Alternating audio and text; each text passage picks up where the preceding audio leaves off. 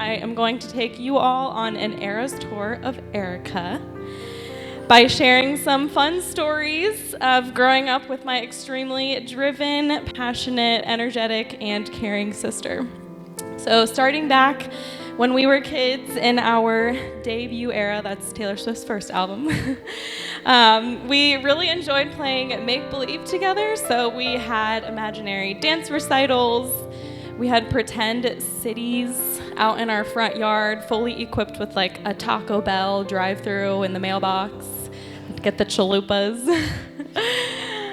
We had imaginary gymnastics meets, which I was really horrible at, but one of my favorite core memories of this time was Erica holding full-on school sessions in our basement in the summer with all of the neighbor kids, and this was like a legit summer semester of college. She had like lesson plans and homework, and not the most fun time for us, but it's funny to think about now, and it just shows that helping kids has been a passion of Erica's for a very long time, and she's thriving most when she's enriching students' lives now, especially taking them on field trips and class activities. So I personally am very excited to see this translated into motherhood, and I'm anxiously awaiting some tan athletic nieces and nephews soon, so hopefully that's soon. Fast forwarding to high school, Erica and I were then in our Fearless and Red era. Those are also Taylor Swift albums, and yes, we did go to both of those concerts together.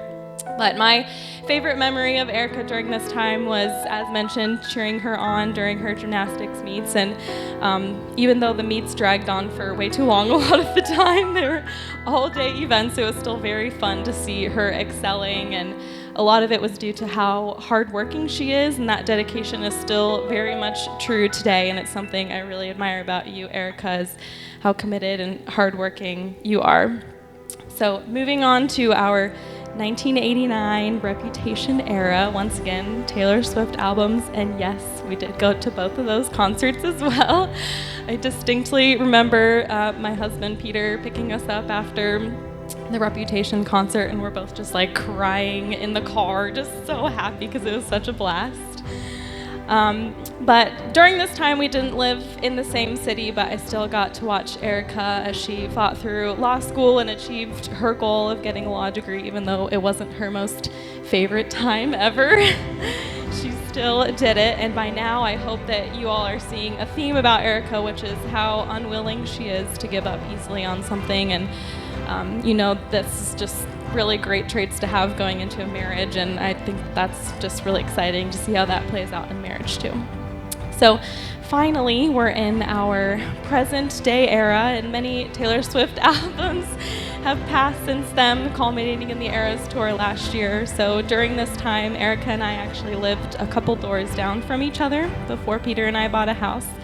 So we got to go on random walks with Haven together, and surprise trips to Lineage Brewery, and just generally enjoyed being in our fully adulting eras together.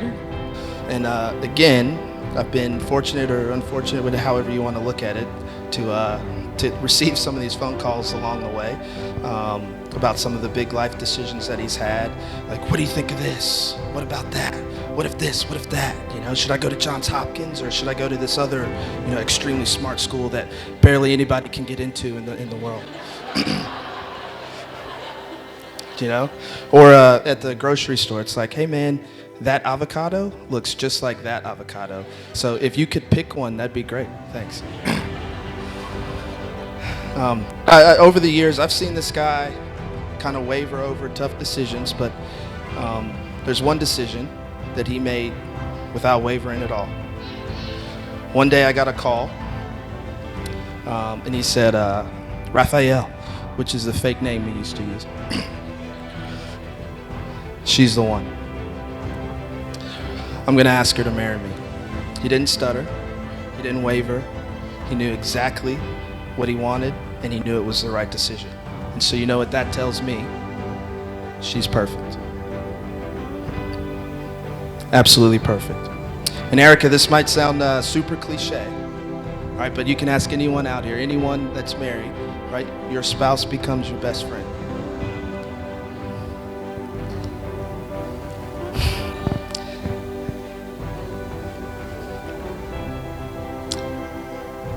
And this guy is the perfect best friend. And I know that he will be for you as well. So I'll finish the same way I started, with true love. True love is hard to find. But when you find true love, you grab a hold of it. You cherish it forever and always. So everyone here, please raise your glasses or whatever you have in front of you. And let's toast to the perfect couple. May their love last forever and always.